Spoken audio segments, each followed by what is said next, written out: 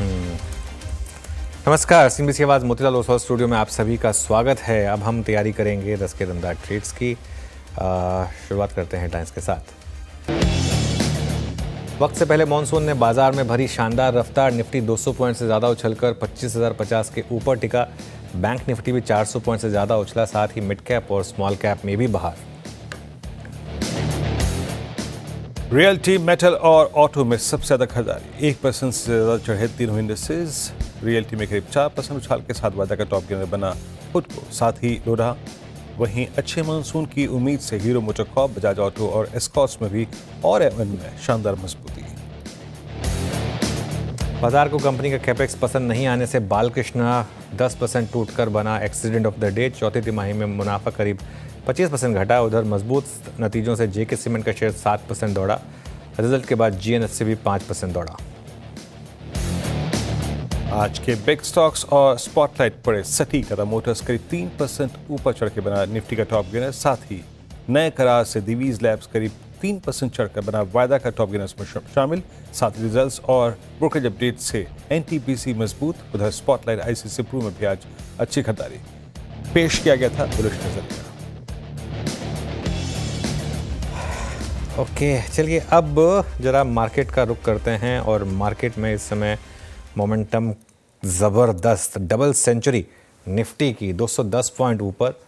और एक बार अगर वो हमारी जो सबसे फर्स्ट जो हमने बात की थी ना बारिश वाली, अगर वो फुटेज रेडी हो तो वो प्ले करते हैं। क्योंकि वीरू आज मैं थोड़ा सा इसके ऊपर दोबारा बात करना चाहता हूँ। जैसा हम कह रहे थे, ये जो आज मेरी सुबह की कमेंट्री थी, जैसा आपने बोला, ये मुझे शायद कल शाम को ही थोड़ा सा इसका एक हिंट मिला था और आज सुबह वो उसका एक कंफर्मेशन मिला, वो जो बारिश का एक इम्पैक्ट है। और नॉर्मली कहते हैं कि पहली बारिश जब बॉम्बे में हो उस दिन मार्केट हमेशा एक बार के लिए सलामी देता है। ये मतलब एक हमारा एक कुछ मार्केट में अर्बन लेजेंड्स होते हैं, कुछ पुराने ट्रैक रिकॉर्ड होते हैं हमारे। ये बात जब पहली बार बॉम्बे आया था, जब पहली बार मुंबई आया था मैं, उसमें जब बारिश हुई थी, तब मुझे किसी ने कहा था, एक मेरे बहुत पुराने मित्र हैं मार्केट में, एक काफ़ी बड़े वो एक्सपर्ट हैं, उन्होंने मुझे बात कही थी। और ये मैं एक्सपेक्ट कर रहा था कि इस तरह का होगा और अच्छा मोमेंटम इस समय। जी हाँ, यही सुबह बात की गई थी। अच्छी बारिश जब जब मुंबई में दस्तक देती है पहली बार मानसून की, अच्छी तेज़ी होती है। पिछले साल भी ऐसे ही हुआ था। डिट्टो, चार्ट खोल के देख लीजिए, बिल्कुल ऐसे ही हुआ था। खैर, अब तक आपने बाजार की छोटी सी समरी भी समझी, बाजार का लेवल समझा। We are at day high 25,048, strong move यहाँ बाजार में। और अच्छा अनुज, थोड़ा सा इस बात को भी बाजार सेंस कर रहा है ना। आई मीन, ये एक बड़ा डेवलपमेंट है। एक सीरीज ऑफ इवेंट्स आती गई। आप देखिए, कभी अर्निंग्स ने कुछ डिसअपॉइंट किया, फिर टैरिफ, फिर ये छोटी सी वॉर जो रही, उसके बाद फाइनली कुछ फिर टैरिफ को लेकर टिप्पणियाँ। लेकिन फाइनली बाजार ने जो लैच ऑन किया वो इस मानसून के नंबर्स और मानसून के आई थिंक इवेंट को लैच ऑन किया। लग रहा है ना आज स्क्रीन पे वही। फिर मैं एक चीज़ आपको बताऊं, इस पूरे मार्केट मूव की शुरुआत, आपको याद होगा हमने काफ़ी पेनफुल बेयर मार्केट देखी थी। इस पूरी मूव की शुरुआत हुई थी बजट वाले दिन से, जब वो टैक्स कट आया था। टाइम लगता है देखिए चीज़ों को। आप देखिए उस दिन से शायद एक मूव लगा था कि सरकार इसका निफ्टी का 6 महीने का चार्ट लेकर आई है। आई थिंक टाइम लगता है चीज़ों को मटेरियलाइज होने में। उसके बाद आरबीआई ऑन बोर्ड आया। पिछले गवर्नर साहब एक सीआरआर कट छोड़कर गए, नए गवर्नर साहब आए, उन्होंने आते ही रेट कट किया। और उसके बाद आप देखें मार्केट वहाँ से, एटलीस्ट वहाँ मार्केट ने बॉटम बनाया। उसको आपने एक दो बार टेस्ट जरूर किया, ये बात मैं मानता हूँ। मार्च में भी टेस्ट किया, अप्रैल में भी टेस्ट किया, लेकिन शुरुआत वहाँ से हुई थी उस मूव की। और उसके बाद मार्केट का फोकस धीरे धीरे इन चीज़ों पर आया, रेट कट पर, मॉनसून पर, टैक्स कट पर। और पिछले जो 3-4 महीने का मूव है, जो हमने 21,800 के लो देखे थे बेयर मार्केट में, 21,800, 21,900, वहाँ करीब हमने एक बॉटम बनाया था। वहाँ से अब हमने जो ये करीब 3,000 पॉइंट की रैली देखी है, ये 3,000 पॉइंट की जो रैली है, ये प्योरली आपके डोमेस्टिक क्यूज़ पर आई है। जी हाँ, वाकई डोमेस्टिक क्यूज़ पर रिएक्ट करता हुआ बाजार इस वक्त। और चलिए अब एक काम करते हैं, इस पैनल से आपकी मुलाकात करा देते हैं। पैनल आपकी स्क्रीन पे है और पिछले कार्यक्रम से इस कार्यक्रम में सचिन जी और राजेश जी शिरकत करेंगे। अमित सेठ जी, जतिन गेडिया जी फ्रेश पर्सपेक्टिव लेके जुड़ेंगे और कुछ देर में नीलेश शाह जी से बात करेंगे आज बिग मार्केट वॉइसेस में। Amit ji, good morning. आपके 2 ट्रेड्स इस वक्त के? जी good morning Viren ji, good morning Anuj ji, and good morning everybody on the panel.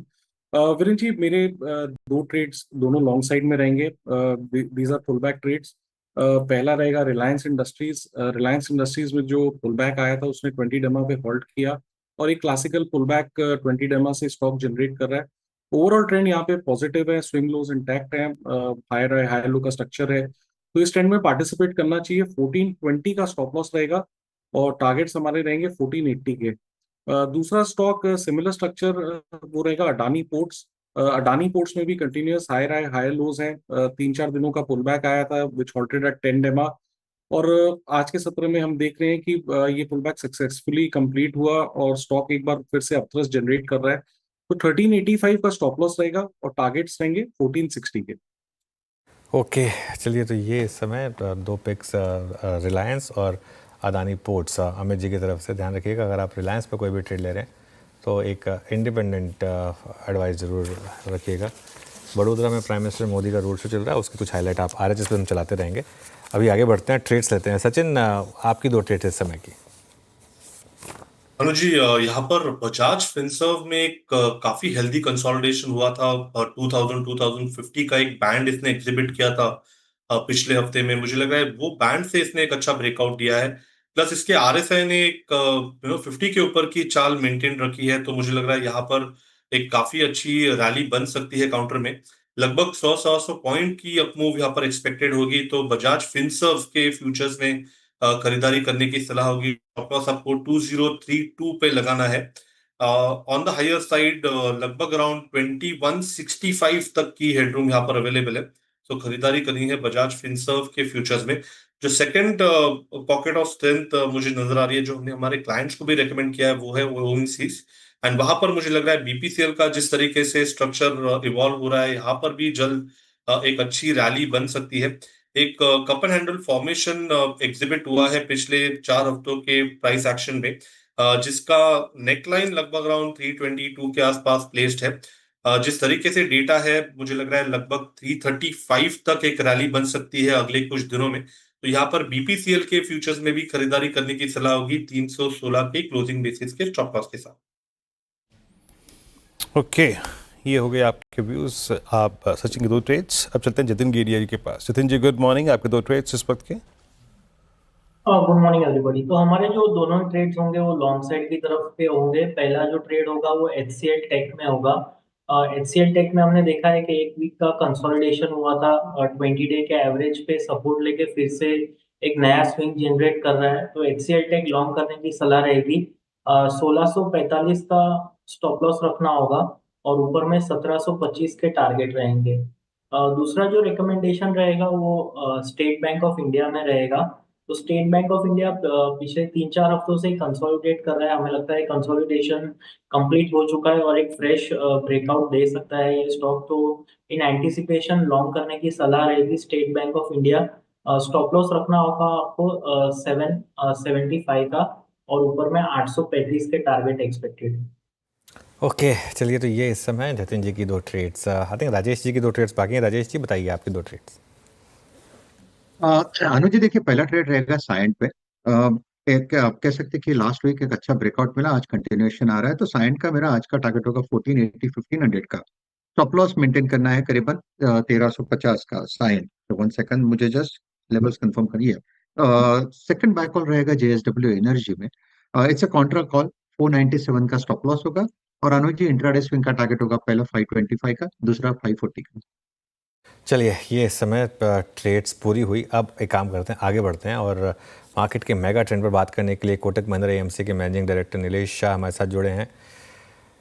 Nilesh भाई, जब आप हमारे साथ जुड़े हैं उस दिन पर जब हम जापान को पीछे छोड़कर दुनिया की चौथी सबसे बड़ी अर्थव्यवस्था बने हैं और एक मॉनसून ने दस्तक दी, और एक कहते हैं ना कि जिस दिन पहली बारिश होती है मुंबई में उस दिन मार्केट सलामी देता है, मार्केट भी सलामी दे रहा है।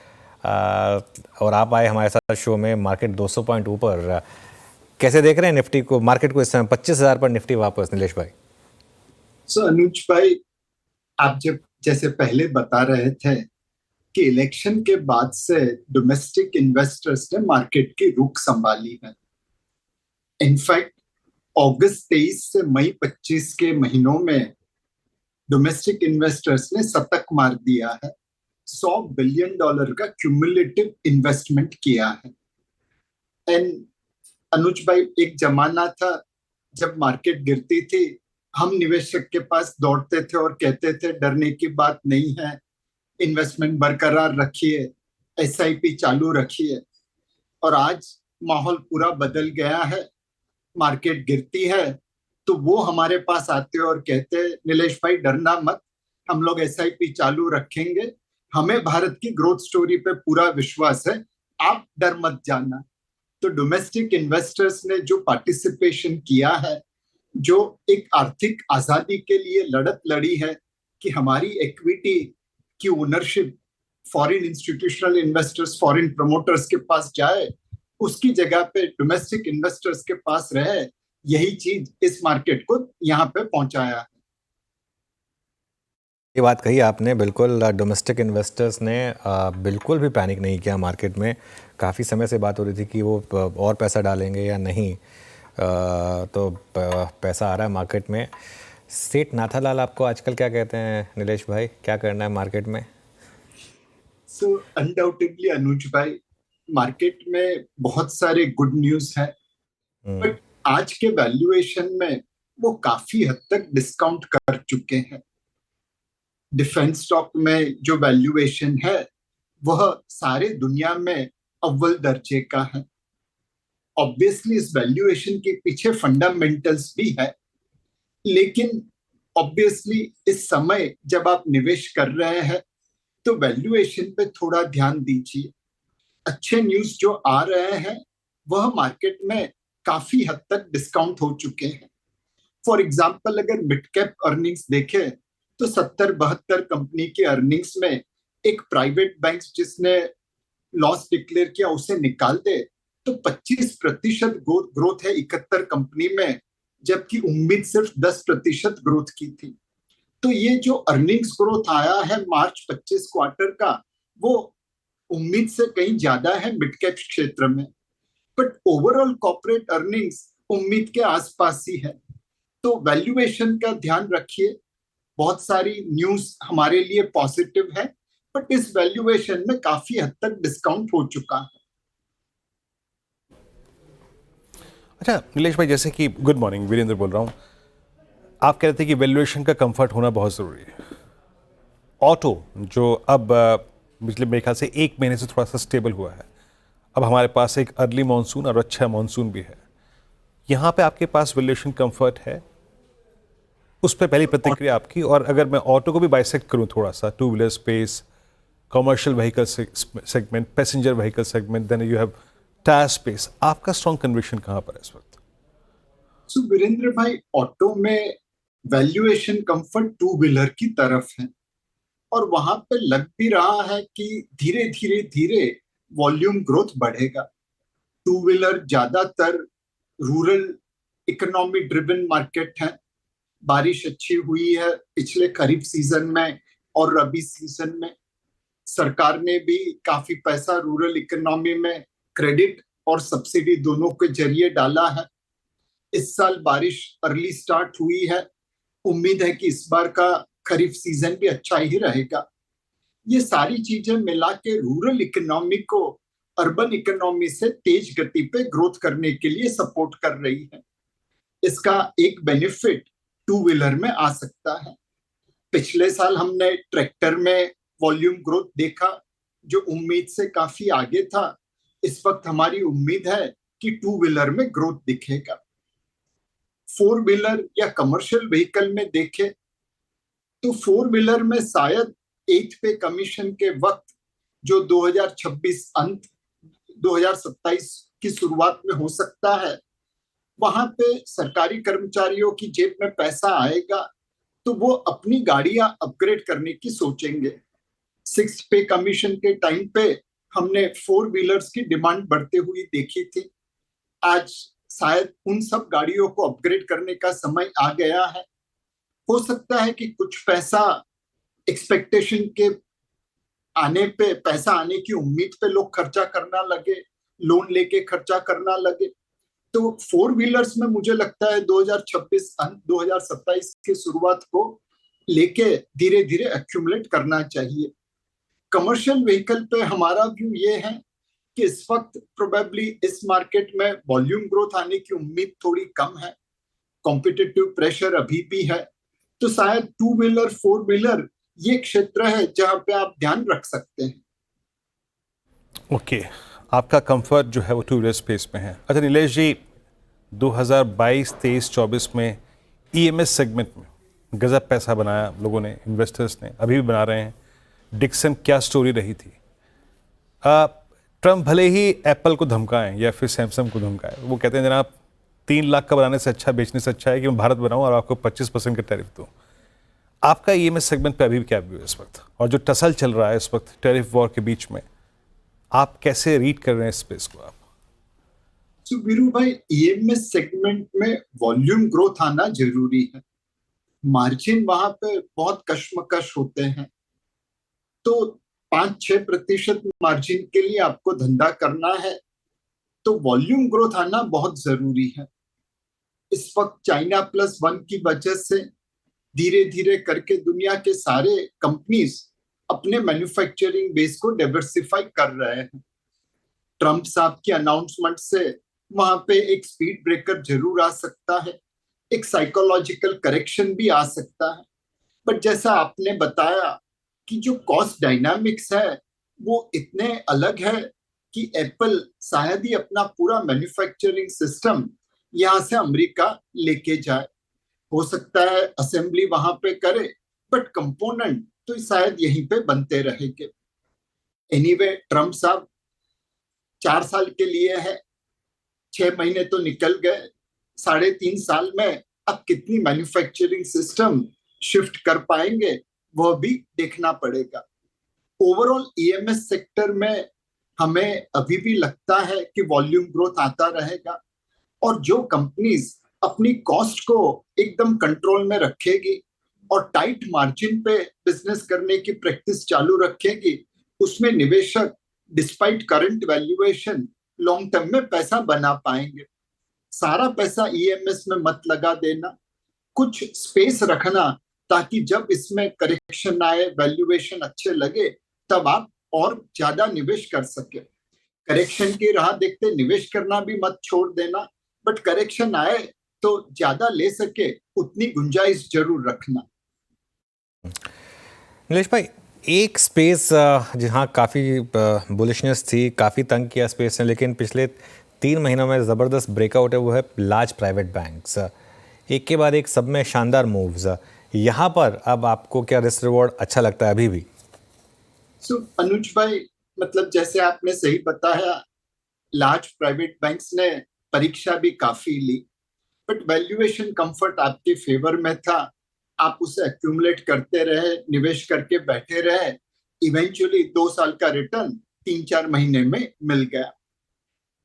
इसीलिए हम बार बार कहते हैं कि वैल्यूएशन कंफर्ट देख के निवेश करिए। कुछ हद तक प्राइवेट सेक्टर बैंक में एक पोलराइजेशन भी हो गया, बिकॉज कुछ प्राइवेट सेक्टर बैंक निवेशकों की रडार से नीचे गिर गए हैं। अब उन्हें वापस निवेशकों की रडार पे आने के लिए ठोस कदम उठाने पड़ेंगे। तो एक बेनिफिट हुआ पोलराइजेशन का, दूसरा बेनिफिट वैल्यूएशन का था, और तीसरा शायद जो FPI, banking and financial services बेच रहे थे, वह लोग अब शायद बेचना कम कर दिए या कुछ किस्सों में खरीदना चालू कर दिया। ये सारी चीजें मिला के पिछले 3 महीनों की लार्ज प्राइवेट सेक्टर बैंक की प्राइस मूवमेंट को रिफ्लेक्ट करते हैं। यहां से हमें लगता है कि इनका आउट परफॉर्मेंस चालू रहना चाहिए। आरबीआई ने बहुत अच्छे कदम उठाए हैं लिक्विडिटी के लिए। इसका बेनिफिट कहीं ना कहीं डिपॉजिट ग्रोथ और डिपॉजिट कॉस्ट दोनों में दिखने को मिलेगा। ब्याज की दरें जरूर कम होने वाली है, इससे बैंकों के मार्जिन पे थोड़ा असर गिर सकता है, but subject to that margin contraction बैंकों में क्रेडिट ग्रोथ और डिपॉजिट ग्रोथ दोनों बढ़िया होने की उम्मीद में यहां से भी आप निवेश कर सकते हैं। अच्छा, एक और स्पेस जहां बहुत शानदार मोमेंटम है वो है स्टॉक मार्केट से रिलेटेड प्लेस। बीच में ज़बरदस्त करेक्शन आई थी यहाँ पर, लेकिन पिछले 2-3 महीने में वापस बीएसई ऑल टाइम हाई पर, एंजल वन में अच्छे मूव, एएमसी स्टॉक्स में अच्छे मूव्स। इस स्पेस को कैसे देख रहे हैं आप? सो अनुज भाई, मतलब लाइटर वेन में कहूंगा, आपके आवाज की टीआरपी के साथ उनका बहुत ज्यादा कोरिलेशन होना चाहिए। जैसे जैसे आपकी टीआरपी बढ़ती है, वैसे वैसे स्टॉक मार्केट में इंटरेस्ट एंड वॉल्यूम भी बढ़ता होगा। एंड इसमें सारे डिजिटल प्लेयर्स है, जितना वॉल्यूम बढ़ता है बॉटम लाइन के ऊपर रिफ्लेक्ट हो जाता है। तो मेरे हिसाब से कैपिटल मार्केट रिलेटेड कंपनीज, चाहे स्टॉक एक्सचेंज हो, ब्रोकिंग कंपनी हो, डिपॉजिटरी हो, ये सारे क्षेत्र में क्लियरली मार्केट तेजी में है तो वो हाई बीटा परफॉर्मेंस देते हैं, मार्केट मंदी में है तो ज्यादा करेक्शन देते हैं। तो आपकी टीआरपी के साथ इसको आप कोरिलेट करिए, मेरे हिसाब से बहुत अच्छा कोरिलेशन मिलेगा। गुड मॉर्निंग नीलेश जी, उम्मीद करते हैं कि ये स्टॉक्स और चलें, टीआरपी का रुझान भी कुछ वैसे ही रहे। अच्छा, मैं लास्ट स्पेस पॉसिबली आपसे पूछूंगा। अभी मैं एक दिन पहले एक आशीष बोर्ड रूम कर रहे थे, उसमें एस्ट्रल की मैनेजमेंट को सुन रहा था। इंडस्ट्री ने थोड़ा डी ग्रोथ किया है, ये वही थीम है नीलेश भाई जिस पर हमने कई बार बात की है। रियल स्टेट एंसिलरी या फिर एचएफसीज, तीनों में से ज़्यादा अच्छी क्या लग रही है आपको इस वक्त?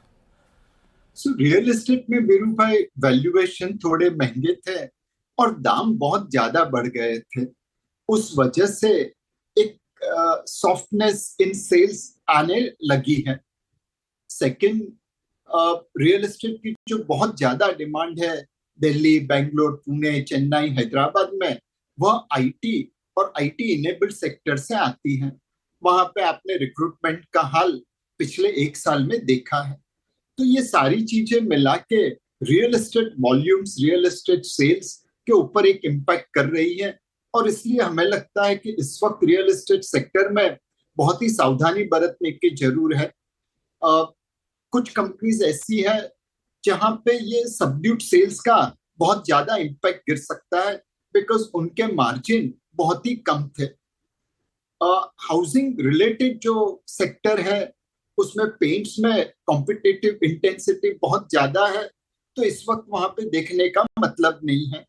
जब कॉम्पिटिटिव इंटेंसिटी टेलीकॉम सेक्टर की तरह कम होगी तब निवेश करने की सोच सकते हैं।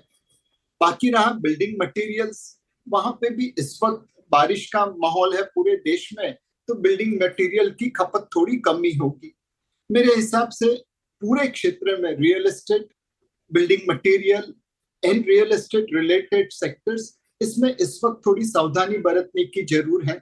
रिजल्ट्स उम्मीद से थोड़े कम आ रहे हैं। नीलेश भाई, थैंक यू सो मच। और आपने जो सीएनबीसी आवाज़ के लिए इतनी अच्छी बात कही, और आपका और सीएनबीसी आवाज़ का तो खैर इतने समय से नाता रहा है, और आप और मैं कहीं भी जाते हैं आपने वो देखा ही है किस तरीके से सीएनबीसी आवाज़ को लोग पसंद करते हैं, आपको लोग पसंद करते हैं। हमने वो जो पॉडकास्ट किया था वो जिस तरीके से लोगों ने पसंद किया था, वो उसका आई थिंक उसको हम किसी शायद मीटर से नाप भी ना पाएँ, लेकिन जो हमारा और आपका जो प्यार है वो उसको आई थिंक लोग जानते हैं उस चीज़ को। थैंक यू सो मच आज हमारे साथ जुड़ने के लिए। चलिए आगे बढ़ते हैं, और हम हमारे साथ मार्केट टेक्निक पर चर्चा करने के लिए जेएम फाइनेंशियल सर्विसेज के director head of research Rahul Sharma जुड़े हैं। Rahul ji, good morning. क्या ब्रेकआउट आ रहा है मार्केट में, या अभी वापस 25,000 के आसपास और बैंक निफ्टी पर 56,000 के आसपास फंसने का रिस्क रहेगा? अनुज जी, जैसे बॉम्बे में मौसम बदला, आई थिंक मार्केट के अंदर थोड़ा सा यहाँ पे मौसम बदल सकता है। एफआई की शॉर्ट पोजीशंस इंडेक्स में 2 गुना हो गई है पिछले वीक में। हालांकि एब्सोल्यूट नंबर इतना बड़ा नहीं है, बट तकरीबन 23,000 कॉन्ट्रैक्ट शॉर्ट थे, 54,000 के आसपास हो गए। रिटेल की पोजीशंस 5 गुना ऊपर गई है। 11,000 कॉन्ट्रैक्ट्स प्रीवियस फ्राइडे को थे, और ये वाले फ्राइडे को तकरीबन 60,000 कॉन्ट्रैक्ट्स के आसपास लॉन्ग हो गए हैं रिटेल के। तो यहाँ पर मैं थोड़ा सा कॉशियस स्टांस रखूंगा। देखिए, 25,116 जो हमने टॉप बनाया था कुछ दिन पहले, एक क्रूशियल रेजिस्टेंस का काम करेगा, और मुझे लगता है कि ये वीक में एक्सपायरी रिलेटेड वोलेटिलिटी मार्केट के अंदर देखने को मिल सकती है। हमने एक बहुत ही बेहतरीन रैली देखी है बिना किसी पुल बैक के। और दूसरा, अगर आप डेली चार्ट देखें, आवरली चार्ट देखें निफ्टी का, तो मल्टीपल डाइवर्जेंसेस है आरएसआई पे। आरएसआई में बेरिश डाइवर्जेंस का मतलब ये है कि जो गाड़ी की स्पीड है कहीं ना कहीं धीमी होती हुई दिखाई दे रही है, मोमेंटम जो है मार्केट लूज करता हुआ दिखाई दे रहा है। तो एक करेक्शन अगर आ जाता है तो मेरे हिसाब से पूरा जो सेटअप है मार्केट का बहुत ही वापस मजबूत होता हुआ दिखेगा। तो as of now cautious stance है। ओवरऑल हमें लगता है कि निफ्टी के अंदर एक डिप आ जाए, उसके बाद स्ट्रक्चरल यहाँ पर एक मूव देखने को मिल सकता है। फॉर ट्रेडर्स अगर आप ऑप्शन राइटर है तो 25,500 के कॉल ऑप्शंस तकरीबन 50 रुपए के आसपास ट्रेड कर रहे हैं। थर्सडे की एक्सपायरी है, सिर्फ 4 ट्रेडिंग सेशन है, तो आप 25,500 के कॉल ऑप्शंस बेच करके चल सकते हैं। आपको हेज लगाना है 25,800 के कॉल ऑप्शंस बाय करके हेज करके चल सकते हैं, यानी कि एक स्प्रेड बना करके चल सकते हैं जहां पर हम प्राइमरीली कॉल राइट करके प्रीमियम कमाने को देख सकते हैं इस वीक में। निफ्टी में आई थिंक क्रूशियल लेवल नीचे की तरफ जो है वो है 24,460 का जो लेवल जो लास्ट वीक हमने बनाया था। अगर इस वीक में ये लेवल वायलेट होता है तो एक प्रॉपर वाली निफ्टी के अंदर करेक्शन देखने को मिल सकता है और निफ्टी शायद 24,000 का बेस वापस रिटेस्ट करता हुआ आ सकता है। तो 25,000 के आसपास जब तक आई थिंक 25,116 का जो हमने हाई निकाला था लास्ट वीक का, जब तक वो लेवल डिसाइसिवली निकलता नहीं है, कॉशियस स्टांस है, आउट एंड आउट बेरिश नहीं है, लेकिन कॉशियस यहाँ पर रहने की राय है। ओके, कॉशियस हैं आप। तो मतलब ये शॉर्टिंग का विकल्प नहीं है, you are waiting for some cooling off, है ना राहुल जी, अगर मैं सही कहूँ तो? जी वीरेंद्र जी, बिल्कुल कूलिंग ऑफ हो सकता है। आप इसमें as a call writer participate करके चल सकते हैं, या फिर आप उन लाइक सेगमेंट्स को देख सकते हैं मार्केट के अंदर जो एज अ डिफेंसिव यहाँ पर प्ले आउट होते हुए देख सकते हैं। इंश्योरेंस कंपनीज के सेटअप हमें काफी अच्छे लगते हैं, खास करके एसबीआई लाइफ का सेटअप काफी बढ़िया है। लास्ट वीक इस स्टॉक के अंदर ब्रेकआउट देखने को मिला था। मुझे लगता है 1900 तक के टारगेट्स एसबीआई लाइफ में देखने को मिल सकते हैं। 1745 के स्टॉप लॉस से बाय करने की राय रहेगी। और overall as a pack, whether ICICI GI हो, आईसीआईसीआई प्रूडेंशियल हो, एचडीएफसी लाइफ हो या एसबीआई लाइफ हो, पूरा का पूरा जो एक इंश्योरेंस पैक है, हमें लगता है एज ए डिफेंसिव यहाँ पर आउट परफॉर्म करता हुआ दिख सकता है। ओके, अच्छा, शॉर्टिंग और लॉन्ग के कुछ कैंडिडेट्स?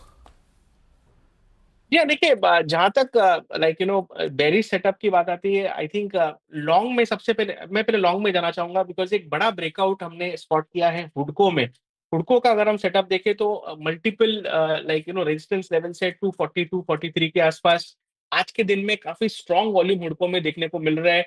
236 के आसपास आई थिंक इसे बाय करके चला जा सकता है। और डिलीवरी बेसिस से हमें लगता है कि अगले 3 महीने में आपको 280 से लेके 300 तक के टारगेट्स हुडको में देखने को मिल सकते हैं। 210 का एक स्टॉप लॉस लगाया और यहाँ पर एक डिलीवरी पोजीशन आप इनिशिएट करके चल सकते हैं। दूसरा जो आइडिया जो इनफैक्ट शॉर्ट की तरफ देखा जा सकता है, एनटीपीसी में एक फ्रेश ब्रेकआउट आज के सेशन में देखने को मिल रहा है। और मुझे लगता है कि आने वाले 2 से 4 सेशन में आपको यहाँ पर तकरीबन 320 के लेवल्स नीचे में देखने को मिल सकते हैं। तो एनटीपीसी शॉर्ट साइड में और लॉन्ग में हमें लगता है डिलीवरी में खास करके हुडको में ध्यान दिया जा सकता है, जहां पर हमें लगता है कि बड़ा अप मूव आने वाले 2 से 3 महीने में देखने को मिल सकता है। चलिए, बहुत बहुत शुक्रिया आप राहुल जी आज हमारे साथ जुड़ने के लिए और मार्केट और इन सब Thanks, स्टॉक्स Suren. पर बात करने के लिए।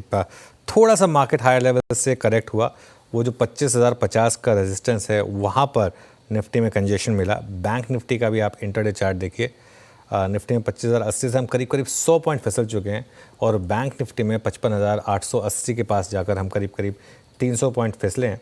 तो फर्स्ट रेजिस्टेंस जोन को क्रॉस किया, लेकिन सेकंड रेजिस्टेंस जोन के शुरू से ही मार्केट में दोनों इंडेक्स में थोड़ी प्रॉफिट बुकिंग आई। इनफैक्ट अब अच्छी खासी प्रॉफिट बुकिंग आपको दिखाई दे रही है। चलिए, अब इस शो को यहीं समेटने का समय आया। अगले शो के लिए आपको कंचन और श्रेया स्क्रीन पर दिखाई देंगी। आप लोगों का पहला मानसून होगा मुंबई में? नहीं, मेरा दूसरा। मेरा पहला मानसून। आपका पहला, चलिए ठीक है, एंजॉय करिए। और एक ब्रेक लेते हैं, ब्रेक के बाद लौटेंगे और शुरुआत करेंगे ट्रेडर्स हॉटलाइन की।